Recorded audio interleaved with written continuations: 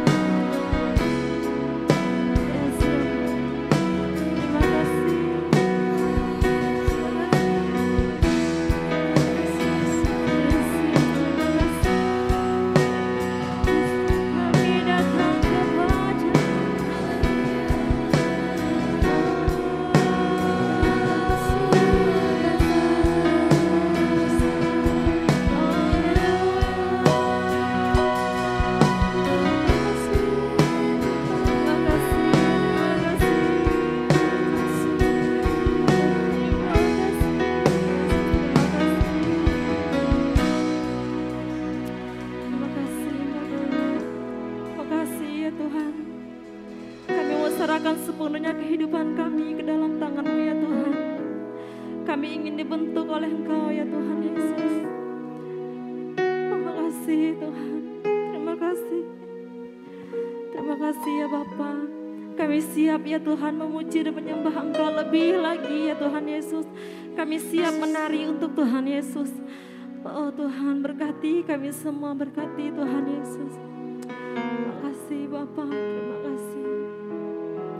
Terima ya Tuhan, terimalah ya Bapa persembahan syukur kami pagi hari ini ya Tuhan. Kami mau senangkan Engkau Tuhan, kami mau senangkan hati-Mu pagi hari ini Tuhan. Lewat ibadah kami Tuhan, kami mau percayakan ke dalam tangan pengasihan-Mu. Terima kasih Bapa, terima kasih Roh Kudus.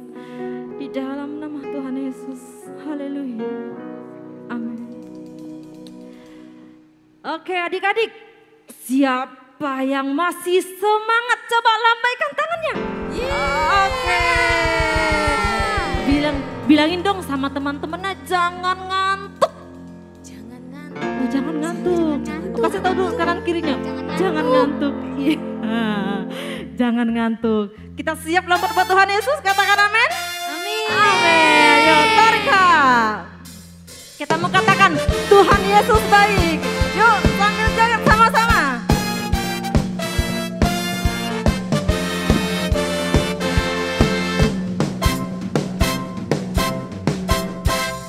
Tiada berkesudahan kasih setia-Mu Tuhan, selalu baru rahmat-Mu bagiku. Pakai gerakan dong.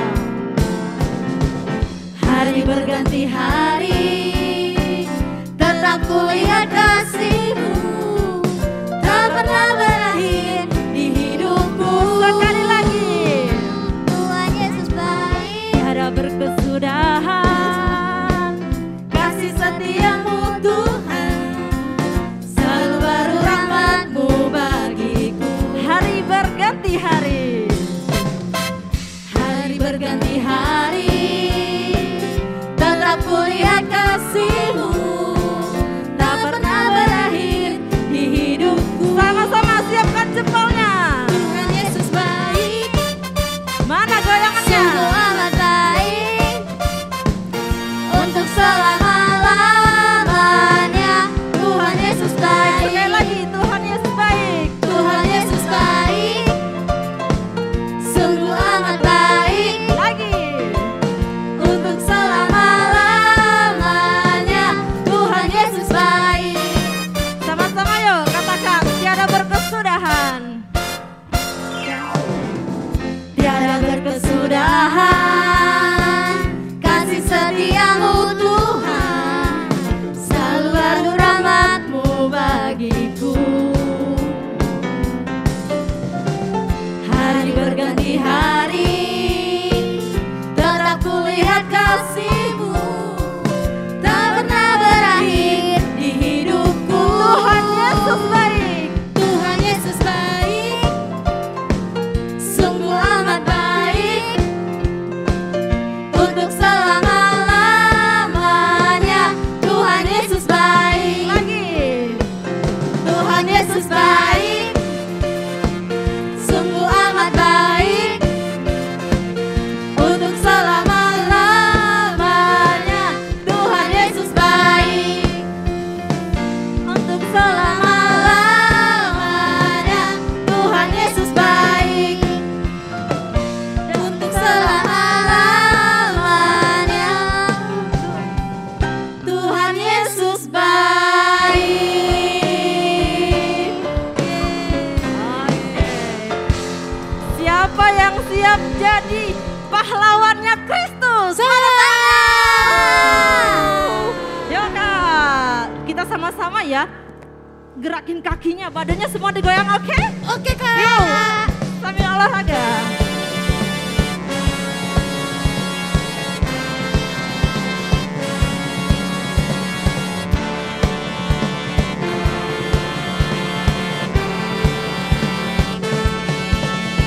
Saya bukan pasukan berjalan, pasukan berkuda, pasukan menembak. Saya tidak menembaki musuh, tapi saya laskar Kristus.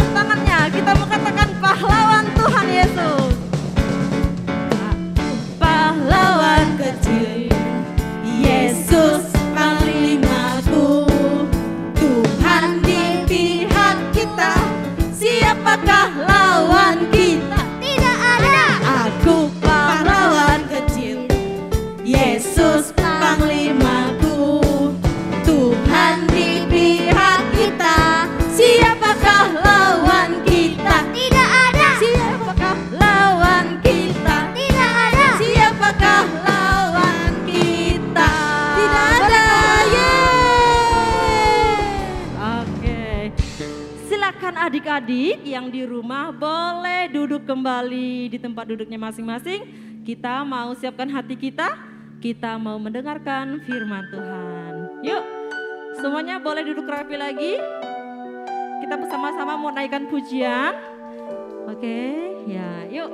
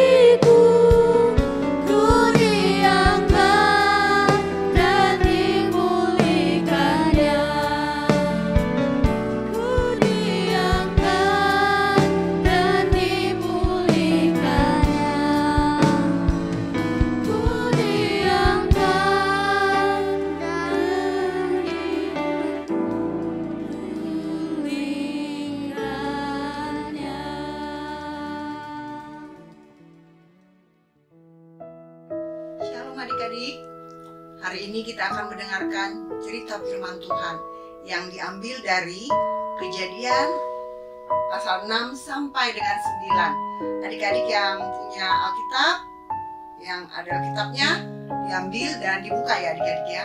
Tapi jangan dibaca sekarang, nanti setelah kakak bercerita kalian bisa lanjutkan untuk membaca. Kak Erni akan ceritakan firman Tuhan pada hari ini.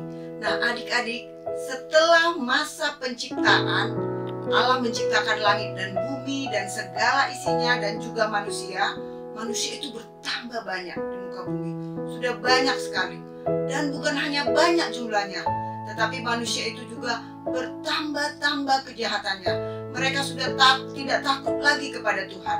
Mereka sudah melakukan apa yang diinginkan oleh hati mereka, bukan yang diinginkan oleh Tuhan. Sehingga ketika Tuhan melihat ke bumi, wow, bumi ini sudah semakin rusak. Bumi ini sudah penuh dengan orang-orang yang berdosa. Dan Tuhan ingin supaya semua manusia yang berdosa itu dimusnahkan. Nah, tapi adik-adik, di tengah-tengah orang-orang berdosa tadi ada satu keluarga yang sangat begitu taat kepada Tuhan. Mereka adalah keluarga yang menyenangkan hati Tuhan, sehingga Tuhan sangat sayang kepada mereka. Dan ketika Tuhan bermaksud untuk memusnahkan manusia di muka bumi, teringatlah dia kepada keluarga ini. Keluarga ini bernama Bapak Nuh. Nah, adik-adik pernah dengar ya? Nuh di dalam Alkitab diceritakan dan seringkali pasti adik-adik dengar. Nuh ini adalah satu keluarga yang sangat taat kepada Tuhan. Bapak Nuh mempunyai 3 orang anak, Sem, Ham, dan Yafet. Nah, ketika anak-anaknya juga nurut adik-adik, mereka taat kepada orang tuanya, mereka dengar-dengaran kepada bapaknya. Dan ketika Tuhan mau memusnahkan bumi, mau menghabiskan seluruh umat manusia karena dosa-dosa mereka, teringatlah Tuhan kepada Nuh. Dan dia kemudian mendatangi Nuh lalu memerintahkan kepada Nuh untuk membuat sebuah bahtera. Apa itu bahtera? Bahtera itu hampir sama seperti perahu yang besar, kapal yang besar. Dan besarnya itu dikatakan lebih dari 17 hasta. Kira-kira kalau 1 hasta itu adik-adik kira-kira 1,5 meter. Nah, adik-adik bisa bayangkan kan, rumah kita aja kalau nggak bertingkat itu paling tinggi 3-4 meter. Kalau dia bertingkat, 1 tingkat 5-6 meter. Nah, kalau dia sampai 17 hasta, berarti tinggi sekali ya adik-adik ya. Nah, kenapa harus tinggi? Dan kenapa harus besar? Ternyata bukan hanya Nuh dan keluarganya yang mau diselamatkan oleh Tuhan, tetapi Tuhan mau memberikan bekal kepada Nuh juga, binatang-binatang, tumbuhan semua dimasukkan ke dalam. Wow, mau berapa lama ya mereka tinggal di sana? Oh, ternyata adik-adik cukup lama, karena Tuhan akan menurunkan hujan yang begitu lebat dan lama. Nah, lalu Nuh melakukan apa yang Tuhan perintahkan. Kemudian dia mulai membangun, membentuk, membuat ya semua alat-alat yang diperlukan untuk membuat bahtera ini. Baik itu kayu atau paku, semua dia kumpulkan. Kemudian dia mulai mengerjakannya. Adik-adik tahu nggak? Nuh itu kan tinggal di dekat pegunungan. Jadi tidak jauh dari pegunungan dan tidak dekat ke laut. Lalu orang-orang bilang, kamu mau bikin apa Nuh? Dia bilang, saya mau bikin bahtera. Bahtera? Untuk apa ya? Mereka bertanya, tapi Nuh hanya mengerjakannya. Dia tidak menerangkan sebanyak orang bertanya. Bahkan ketika orang-orang sudah mengolok-olok dia, Nuh ada-ada aja kamu udah mulai aneh-aneh ya sekarang katanya. Karena buat bahtera di dekat gunung, tidak dekat dengan laut, mau bikin apa kamu? Bahkan adik-adik, ada tetangga-tetangganya yang ngata-ngatain dia sebagai orang yang kurang waras. Ada gila-gilanya kali ini orang. Masa bangun bahtera dia udah punya rumah, terus bahteranya gede lagi. Terus bagaimana nanti dia mendorong ke laut? Aneh-aneh aja emang Nuh ini, kata mereka. Tetapi karena Nuh adalah orang yang taat kepada Tuhan, sekalipun tetangganya, sekalipun saudaranya mengolok-olok Nuh tetap mengerjakannya. Dia dengan setia melakukan perintah Tuhan sampai jadilah bahtera itu. Tingginya sesuai yang dengan diperintahkan Tuhan, luasnya juga, dan di dalam bahtera itu dibuat kamar-kamar, ruangan-ruangan khusus untuk tempat mereka tinggal dan juga untuk tempat binatang-binatang. Ternyata Tuhan menyuruh membuat sebesar itu, mau banyak yang masuk ke dalam. Nah, setelah jadi semua, lalu Tuhan menyuruh, kalau begitu masuklah engkau dan keluargamu ke dalam. Nah, adik-adik, Nuh kemudian masuk ke dalam bahtera, tapi sebelum dia masuk, dia lalu disuruh juga mencari 7 pasang binatang yang tidak haram. Jadi adik-adik, di dalam Alkitab diterangkan juga ada binatang-binatang yang haram, ada juga binatang-binatang yang tidak haram. Lalu Nuh disuruh untuk membawa 7 pasang binatang yang tidak haram dan 7 pasang binatang yang haram. Lalu dimasukkan ke dalam bahtera. Nah, adik-adik, mereka kemudian masuk binatang-binatang itu dan beberapa keperluan-keperluan untuk makan, untuk segala macam kebutuhan mereka sehari-hari dimasukkan. Kemudian Nuh dan istrinya, ya, kemudian 3 orang anaknya. Tadi kita tahu namanya Sem, Ham, dan Yafet. Kemudian 3 anak mantunya. Ada berapa adik-adik? Iya, ada 8 orang yang masuk ke dalam. 3 anaknya, bapak ibunya, bapak Nuh dan istrinya, kemudian 3 menantunya. Kemudian mereka masuk. Lalu Tuhan menutup bahtera itu dari luar. Dan setelah itu apa yang terjadi adik-adik? Hujan lebat turun terus menerus dari pagi, siang, sore, bahkan sampai malam, sampai besoknya lagi. Coba adik-adik bisa bayangkan nggak? Kalau kita sekarang di Indonesia ini, 1 hari 1 malam aja hujan di sini, kemudian hujan juga di kota Bogor, kemudian hujan juga di Jakarta. Wow, banjir ya. Siapa yang udah pernah merasakan banjir? Pasti sudah pernah. Nah, kalau banjir kan repot ya adik-adik ya. Wah, kalau kita punya rumah bertingkat mah, barang-barangnya dinaikin ke tingkat, kita juga bisa naik. Tapi kalau sampai naik ke atas tingkat, kan repot. Beli makanannya repot, segala macam. Lampu harus mati. Nah, ini yang terjadi. Pada saat Nuh masuk ke dalam bahtera beserta keluarganya, hujan yang lebat terus-menerus turun selama 7 hari 7 malam. Tidak berhenti-berhenti. Bahkan dikatakan di dalam Alkitab, air itu mula-mula naik sampai rumah, bahkan sampai ke pohon. Orang mencoba berlindung, naik ke atas pohon supaya tidak kena air. Ternyata pohon itu juga tenggelam. Waduh, akhirnya orang di atas pohon tenggelam. Mereka ada yang berusaha menyelamatkan diri naik ke atas gunung. Ternyata adik-adik, gunung pun tenggelam. Karena hujan itu sangat lebat dan cukup lama sehingga semuanya tenggelam. Semuanya mati adik-adik. Yang tinggal adalah Nuh dan keluarganya di dalam bahtera. Lalu sesudah air hujan berhenti, Nuh sudah menunggu 40 hari di dalam.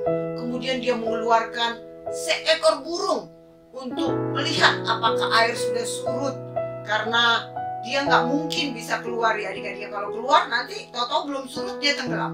Ternyata ketika dilepaskan burung itu kembali dan ranting yang ada di kakinya itu masih dalam keadaan basah.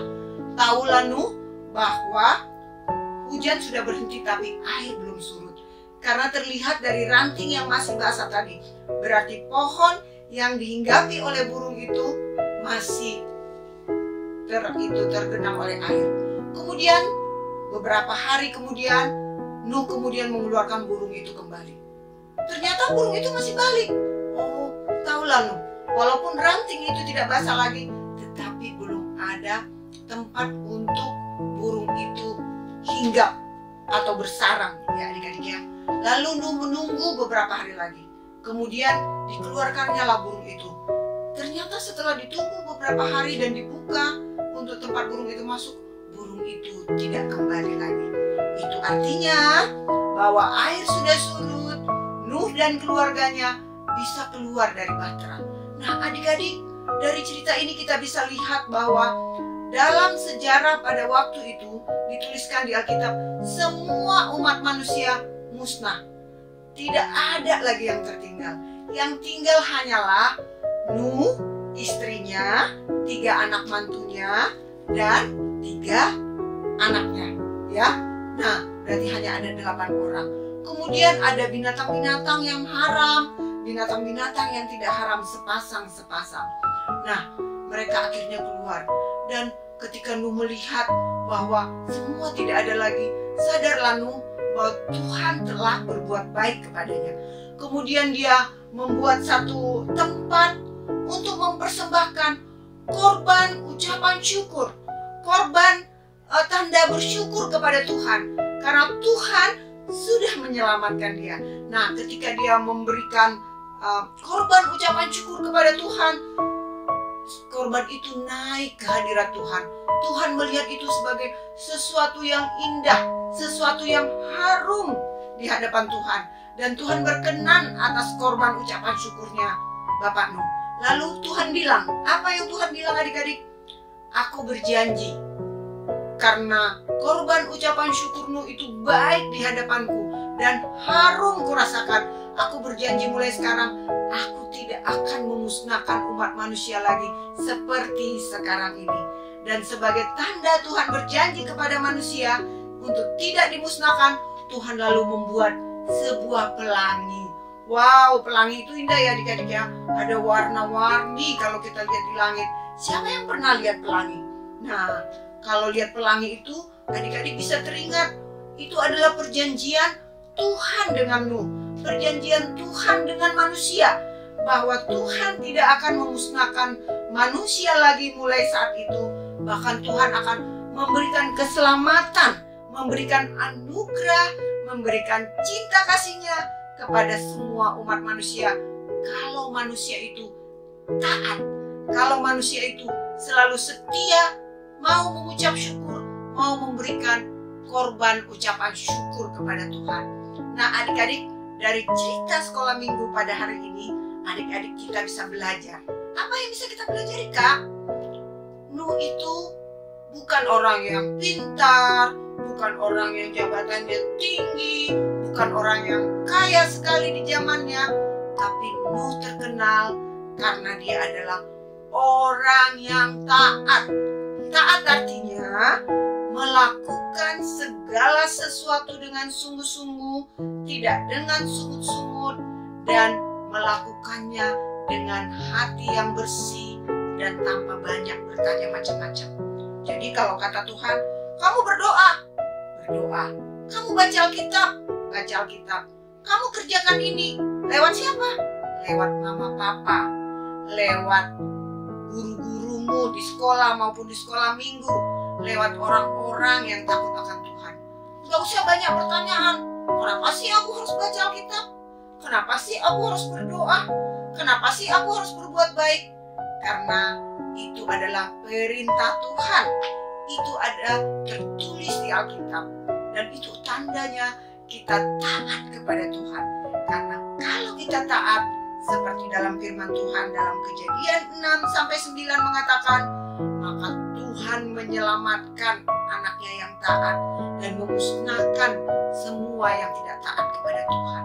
Meskipun Tuhan berjanji untuk tidak memusnahkan lagi umat manusia, tetapi ada satu hal yang paling penting, yaitu hanya yang taat, hanya yang mencintai Tuhan dengan sungguh-sungguh, melakukan kehendak Tuhan dengan sungguh-sungguh, dialah yang akan selamat.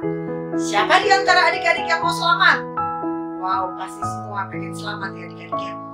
Alkitab katakan dalam Yohanes 3:16, jika kamu percaya kepada Tuhan Yesus, maka kamu akan diselamatkan. Hanya Tuhan Yesus, bukan yang lain. Kalau adik-adik percaya Tuhan Yesus, taat kepada Tuhan Yesus, maka keselamatan akan dijamin. Engkau dan seluruh keluargamu, seisi rumahmu akan diselamatkan. Nah, adik-adik, firman Tuhan mengajarkan kepada kita, sekalipun saat ini suasana masih suasana pandemi, ya adik-adik ya, adik-adik masih harus prokes, tidak boleh tidak pakai masker kalau pergi-pergi, kemudian di sekolah juga masih berjarak, lalu kalau kemana-mana masih dibatasi. Tapi adik-adik, kalau kita mau taat kepada Tuhan, tidak usah banyak pertanyaan. Karena kata Tuhan apa? Yang taat pasti selamat. Yang taat pasti mendapatkan upahnya. Yang taat pasti diberikan kekuatan oleh Tuhan. Sekalipun pandemi, sekalipun kita masih harus ikuti prokes, ikuti segala macam aturan, tapi kalau kita taat kepada Tuhan, maka Tuhan memberikan yang terbaik kepada kita seperti Nuh dan keluarganya. Maka itu yang menjadi pegangan kita buat saat ini. Jangan lupa adik-adik ya, setiap hari kalau boleh deklarasikan Mazmur 91, lalu perkatakan bahwa keluarga saya akan selamat. Keluarga saya adalah keluarga yang taat seperti Nuh, dan keluarga saya adalah keluarga yang sehat, yang kuat, yang mencintai Tuhan Yesus. Sehingga adik-adik dan keluarga pasti akan diselamatkan oleh Tuhan. Oke adik-adik, mari kita yakin, kita taat, dan seperti Nuh, sehingga kita semua diselamatkan oleh Tuhan Yesus. Kita berdoa. Tuhan Yesus, terima kasih kami sudah mendengar cerita tentang Nuh dan keluarganya. Terima kasih bahwa Tuhan sudah memberikan keselamatan kepada Nuh dan keluarganya. Demikian juga kepada kami, adik-adik kami semua dan keluarganya. Pasti Tuhan akan memberikan kepada kami keselamatan sebagaimana janji firman-Mu.